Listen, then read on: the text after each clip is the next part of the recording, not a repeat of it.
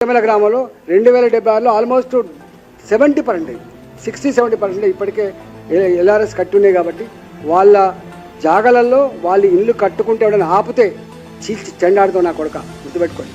నేను ఒక హెచ్చరిక చేస్తా ఉన్నా, ఈ బౌన్సర్లు, ఈ గుండాలు, ఈ రియల్ ఎస్టేట్ వాళ్ళు 20,000 50,000 నెలకి ఇవ్వగానే మీరు కనుక వచ్చి ప్రజల మీద దౌర్జన్యం చేస్తే మీ పడతా నా కొడుక అని చెప్పి హెచ్చరిస్తా ఉన్నా. పని చేసుకుంటూ చేసుకో, ఇంకో పని చేసుకో, కానీ ఎవడు నువ్వు దౌర్జన్యం చేస్తాడు ఎవడి?